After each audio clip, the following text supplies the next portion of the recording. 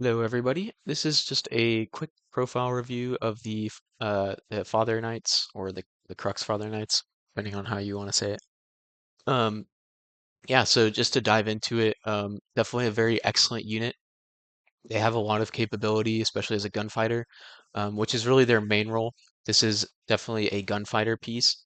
Um, they have a very solid stat block with 6-2 move, solid CC, BS 14, PH 14, Whip 13, and then good armor and BTS with 2 wounds. There are a couple unique things about this profile that bring a lot to the table.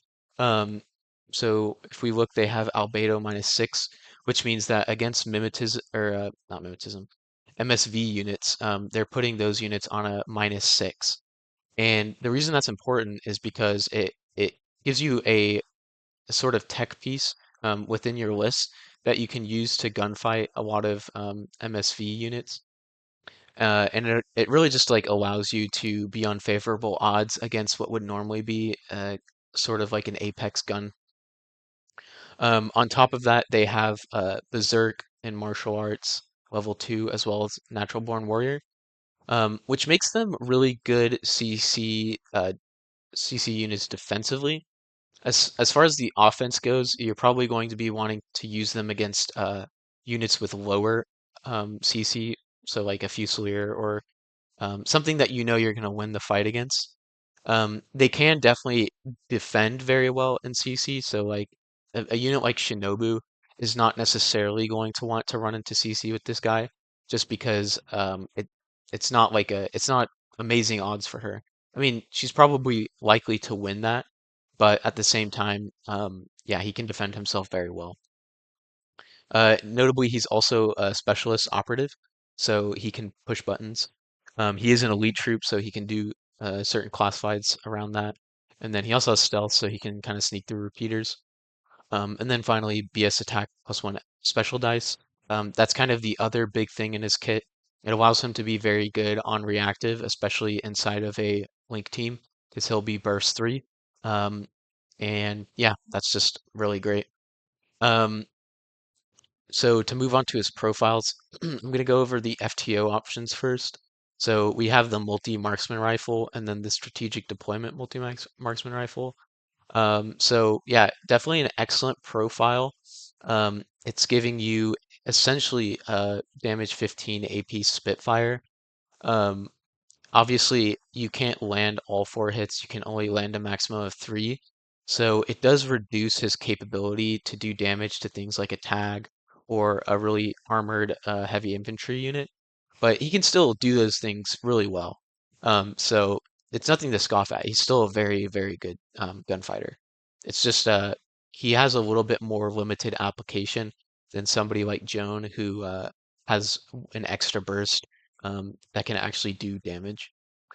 On top of that, he has drop bears and decharges. So the drop bears are great for setting up like a defense if you have like extra orders to kind of just throw mines. The multi-pistol gives him some close range shooting options. And then the decharges and the DACC weapon just gives him some more close combat capability. And then on top of that, the decharges also allow him to do more like classifieds and whatnot. So yeah, super useful.